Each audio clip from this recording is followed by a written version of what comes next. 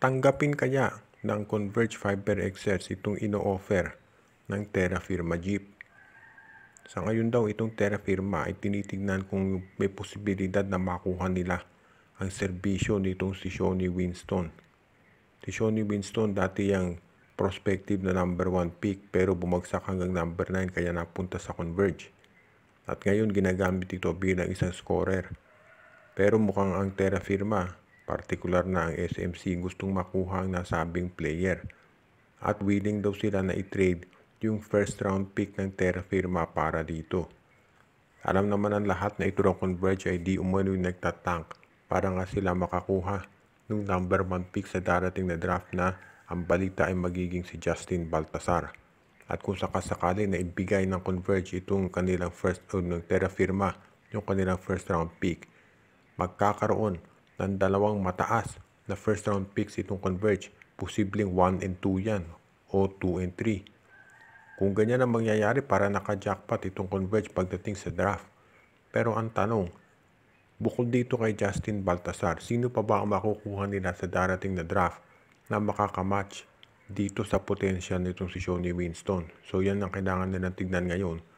Kung willing ba sila na i-trade itong si Shawnee Winston para dito sa Terra Firma.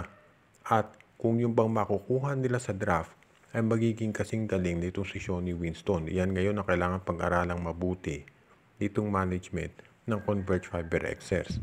Alam natin na kung si Winston mapunta sa Terra Firma, hindi yan magtatagal dyan. Eventually, ililipat yan either sa San Miguel, sa Ginebra, or sa Magnolia Chicken Templados. Kaya sa ngayon, yan ang titignan mabuti ditong Converge. Sa panig naman ng Terra Firma, nag-iintay lang sila ng sagot dito kung papayag na ang Converge o hindi. Itong Meralco Bolts sa isa dun sa mga tahimik na teams ngayong off-season, pero mukhang determinado rin daw sila na palakasin yung kanilang lineup. At ang isa dun sa tinitignan daw nilang pwedeng makuha ay itong si Jason Perkins. Alam nating lahat na maraming mga teams ang interesadong makakuha sa serbisyo nito. Dahil isa to sa mga pinakamagaling na power forwards stretch 4 ngayon dito sa PBA. Kung sakasakaling mapunta sa Meralco si Perkins, magiging maganda raw yan sa rotation nitong si Coach Luigi Trillo dahil ito ay may 3-point scoring. At baka siya na ang kinakailangan nilang player para sa wakas ay malampasan na yung kanilang tinatawag na hurdle na hanggang semifinals lamang at hindi nagcha-champion. Pero kinakailangan nating tignan kung sino ang pwedeng i-offer nitong tinatawag na Meralco Bolts para kay Perkins dahil sigurado napakataas ng asking price niyan ng Phoenix Fuel Masters. Abangan na lang natin kung anong magiging desisyon dito ng Phoenix.